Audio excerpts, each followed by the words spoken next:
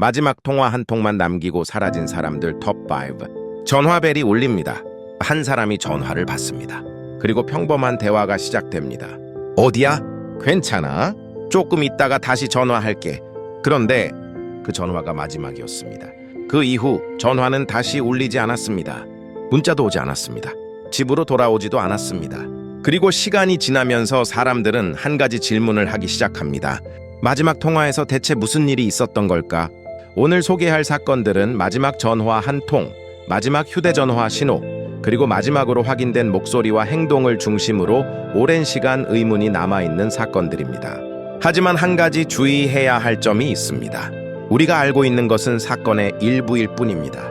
통화 내용 하나만으로 누군가의 의도나 범죄 여부를 단정할 수는 없습니다. 오늘 영상에서는 공개적으로 확인된 사실과 수사 과정에서 제기된 의혹을 구분해서 살펴보겠습니다. 탑5. 부산 신혼부부 실종 사건. 2016년 5월 부산 수영구의 한 아파트. 결혼한 지 얼마 되지 않은 신혼부부가 살고 있었습니다. 남편 전민근 씨와 아내 최성희 씨 두 사람은 2015년 11월 결혼했습니다. 평범하게 신혼생활을 이어가던 두 사람에게 어느 순간부터 연락이 끊겼습니다. 그런데 이 사건에는 처음부터 이상한 점이 있었습니다. 바로 CCTV였습니다. 경찰은 부부가 사라진 뒤 아파트 주변 CCTV를 확인했습니다. 그런데 영상에서는 두 사람이 집으로 들어가는 모습은 확인됐지만 이후 집 밖으로 나가는 모습은 발견되지 않았습니다.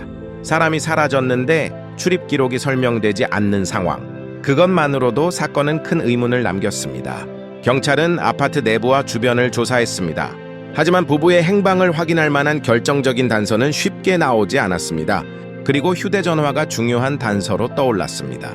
부부가 언제, 어디에서 마지막으로 연락했는지, 휴대전화가 마지막으로 어느 지역에서 신호를 남겼는지 경찰은 통신 기록과 주변 CCTV를 분석했습니다. 하지만 전화가 남긴 흔적만으로는 두 사람의 마지막 행적을 완전히 설명하기 어려웠습니다.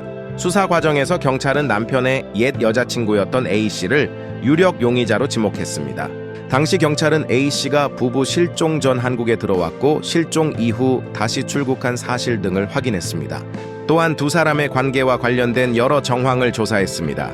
경찰은 A씨에 대한 조사를 위해 노르웨이의 범죄인 인도를 요청했습니다. 하지만 노르웨이 법원은 한국의 범죄인 인도 청구를 받아들이지 않았습니다. 당시 보도에 따르면 구체적인 불승인 사유는 공개되지 않았으며 증거 문제 등이 거론됐습니다. 중요한 것은 A씨가 법적으로 부부 실종의 범인으로 확정된 것은 아니라는 점입니다.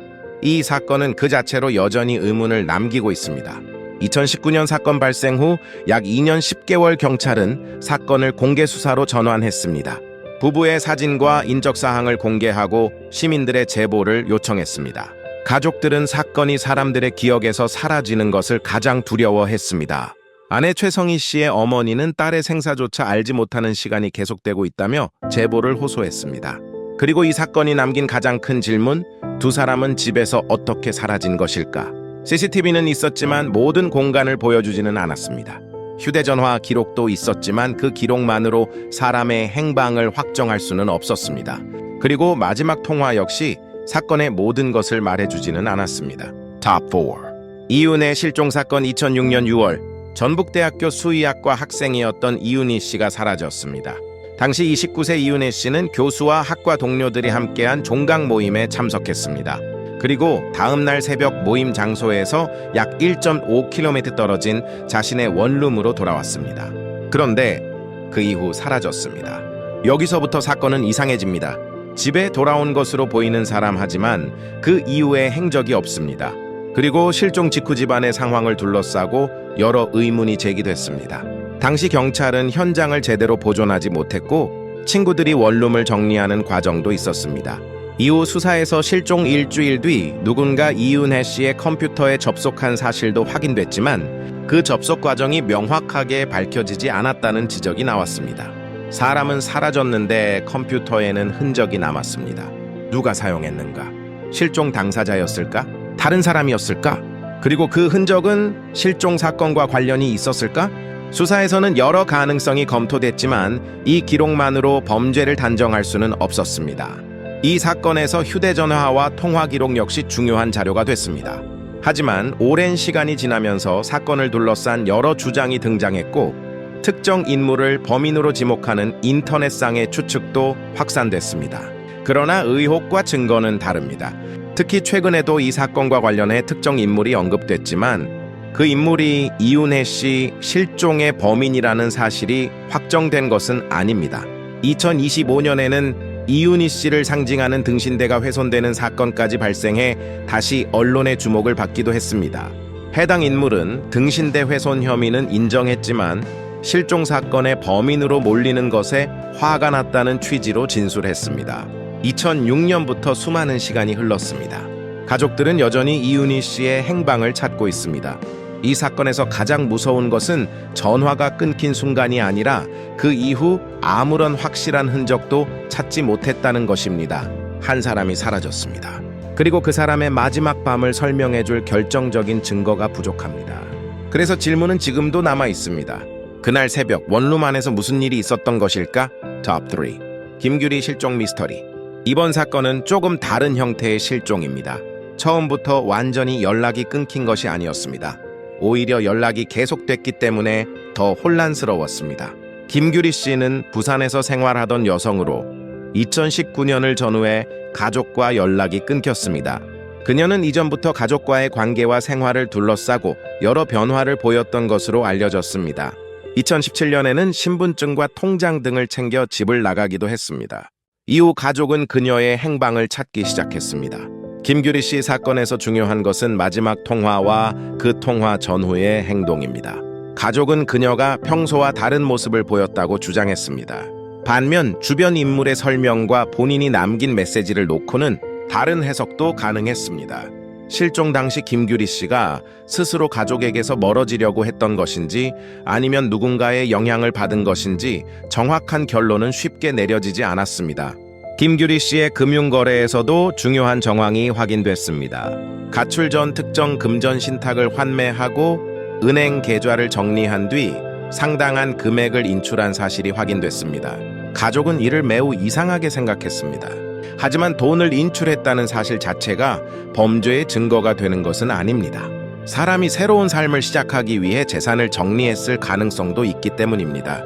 이 사건을 더 복잡하게 만든 것은 통화 패턴이었습니다. 보도에 따르면 김규리 씨는 평소 짧은 통화를 주로 했고 1분 이상의 발신 통화는 특정 인물과의 통화가 두드러졌습니다. 또 실종 전후 부산 해운대 일대에서 휴대전화 관련 기록이 확인됐다는 보도도 있었습니다. 하지만 이 기록만으로 누군가에게 범죄 피해를 입었다고 결론 내릴 수는 없습니다. 만약 누군가 스스로 가족과 연락을 끊었다면 그것은 실종일까요? 아니면 새로운 삶을 선택한 것일까요? 반대로 스스로 연락을 끊은 것처럼 보이지만 실제로는 누군가에게 통제되고 있었다면 어떨까요? 바로 이런 지점 때문에 실종 사건은 단순한 전화 기록만으로는 해결하기 어렵습니다. 톱 2. 부산 중소기업 사장 부부 실종 사건. 2007년 4월 부산에서 사업을 하던 최나귤 씨와 아내 조영숙 씨가 차례로 사라졌습니다. 두 사람 모두 같은 날 갑자기 흔적을 감췄습니다. 그런데 이 사건에는 더 복잡한 이야기가 숨어 있었습니다. 최나귤 씨는 실종 당일 동업자를 만나 서류를 전달했습니다. 그리고 좀 있다가 들어가겠다는 취지의 말을 남긴 뒤 떠난 것으로 알려졌습니다. 그것이 마지막으로 확인된 행적 중 하나였습니다. 그리고 얼마 후 아내 조영숙 씨도 사라졌습니다. 남편을 찾기 위해 움직였던 것으로 알려진 아내 역시 그 이후 행방이 끊겼습니다. 두 사람이 거의 같은 시기에 사라졌다는 점 때문에 경찰은 단순한 가출 가능성보다는 범죄 가능성에 무게를 두고 수사했습니다. 사건 발생 며칠 뒤 최나귤 씨의 휴대전화가 발견됐습니다. 그런데 발견된 장소가 뜻밖이었습니다. 바로 최 씨가 살던 아파트 단지 아니었습니다. 왜 휴대전화가 그곳에 있었을까? 최 씨가 실종 직전 그곳으로 돌아온 것일까? 아니면 누군가 일부러 휴대전화를 그곳에 가져다 놓은 것일까? 정확한 답은 나오지 않았습니다. 수사가 진행되면서 동업자였던 인물이 유력한 용의선상에 올랐습니다. 이 인물은 최 씨 부부와 사업 관계가 있었고 최 씨를 마지막으로 본 사람 중 한 명으로 알려졌습니다. 경찰은 시간이 지나면서 새로운 진술과 정황을 확보했고 사건을 재수사했습니다. 하지만 결정적인 순간 유력 용의자가 사망하면서 사건의 실체를 법적으로 확인하기 어려워졌습니다. 연합뉴스 보도 역시 당시 재수사가 상당한 진전을 보였지만 유력 용의자의 사망으로 실체적 진실을 밝히지 못한 사건으로 전했습니다. 이 사건에서 가장 답답한 부분은 두 사람의 행방입니다. 범인을 특정하는 것도 중요하지만 가족에게는 두 사람의 마지막 흔적을 찾는 것 역시 중요합니다.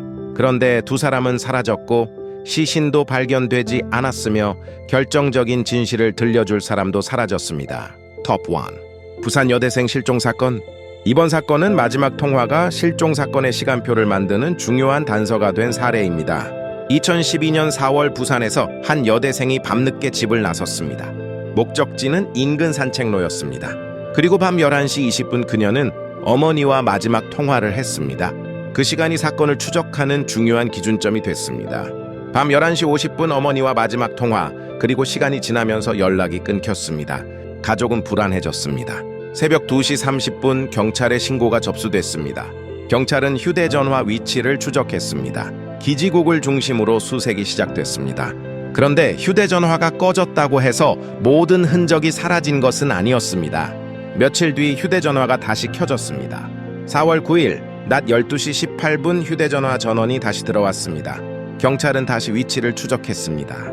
수색 범위가 넓어졌습니다. 하지만 휴대전화 신호가 곧바로 사람의 위치를 의미하는 것은 아닙니다. 기지국은 넓은 범위를 커버할 수 있기 때문입니다. 경찰은 수색을 이어갔습니다. 그리고 4월 12일 대천공원 호수에서 실종된 여대생의 시신이 발견됐습니다. 당시 경찰은 사건을 조사했고 정확한 사망 경위를 밝히기 위한 수사를 진행했습니다. 이 사건에서 마지막 통화는 범인을 알려주지는 않았습니다. 하지만 그 사람이 마지막으로 정상적으로 연락했던 시간이 언제인지, 어느 지역에서 움직였는지, 경찰이 언제부터 어떤 방식으로 수색했는지를 추적하는 중요한 단서가 됐습니다. 지금까지 5사건을 살펴봤습니다. 그런데 한 가지 공통점이 있습니다. 마지막 통화는 진실 그 자체가 아니었습니다. 마지막 통화는 진실로 가는 출발점이었습니다. 누구와 통화했는가, 어디에서 통화했는가, 몇 시에 통화했는가, 통화가 끝난 뒤 휴대전화는 어디로 이동했는가, 그리고 그 사람이 다시 연락하지 않은 이유는 무엇인가, 이 질문들이 모여 하나의 사건을 구성합니다. 마지막 통화만으로는 알 수 없는 것. 우리는 영화나 드라마에서 마지막 전화 한 통이 모든 사건의 열쇠인 것처럼 묘사되는 장면을 자주 봅니다. 하지만 실제 수사는 다릅니다. 통화 기록 하나만으로는 사람의 의도를 알 수 없습니다. 휴대전화 위치 하나만으로도 정확한 장소를 특정하기 어렵습니다. 그리고 누군가가 평소와 다른 말을 했다는 사실만으로 범죄 피해라고 단정할 수도 없습니다. 예를 들어 괜찮아 라는 말이 있었다고 해봅시다. 그 사람은 정말 괜찮았던 것일까요? 아니면 상대방을 안심시키려고 한 것일까요? 혹은 단순한 일상적인 대화였을까요? 우리는 알 수 없습니다. 그래서 수사에서는 전화 내용 하나가 아니라 통화 기록, 기지국, CCTV, 차량 블랙박스, 금융거래, DNA, 주변인 진술, 그리고 현장 증거를 모두 종합해야 합니다. 결국 마지막 통화가 무서운 이유는 그 안에 모든 답이 들어있기 때문이 아닙니다. 오히려 그 통화 이후 아무것도 알 수 없기 때문입니다. 전화가 끝난 순간 그 사람은 어디에 있었을까요? 누구와 함께 있었을까요? 집으로 돌아가려고 했을까요? 어딘가 다른 곳으로 이동했을까요? 그리고 왜 다시 전화하지 않았을까요? 한 통화가 끝났습니다. 그리고 한 사람의 흔적도 끊겼습니다. 전화 기록은 남았습니다. 휴대전화 신호도 남았습니다. 때로는 CCTV도 남았습니다. 하지만 정작 가장 중요한 그 다음 순간은 기록되지 않았습니다. 어쩌면 미제 사건의 가장 무서운 부분은 범인이 보이지 않는 것이 아닐지도 모릅니다. 진짜 무서운 것은 마지막으로 확인된 순간과 진실이 벌어진 순간 사이에 아무도 모르는 시간이 존재한다는 것입니다. 오늘 소개한 사건 중 여러분에게 가장 충격적인 사건은 무엇이었나요? 그리고 여러분이라면 수사관의 입장에서 가장 먼저 어떤 단서를 확인하시겠습니까? 마지막 통화, 휴대전화 위치, CCTV, 아니면 마지막으로 만난 사람, 댓글로 여러분의 생각을 남겨주세요. 그리고 앞으로도 실제 사건과 미제 사건, 사라진 사람들의 마지막 행적, 그리고 아직 풀리지 않은 미스터리를 계속 추적하겠습니다. 구독과 좋아요, 알림 설정은 큰 도움이 됩니다. 다음 이야기에서는 또 다른 기록을 따라가 보겠습니다. 이번에는 전화가 아닙니다. 한 장의 사진 속에는 분명 사람이 있습니다. 그런데 사진이 찍힌 이후 그 사람은 흔적도 없이 사라졌습니다. 마지막으로 남은 것은 사진 한 장뿐이었다. 다음 편에서 그 사진 속에 숨겨진 이야기를 추적하겠습니다. 진실은 아직 끝나지 않았습니다.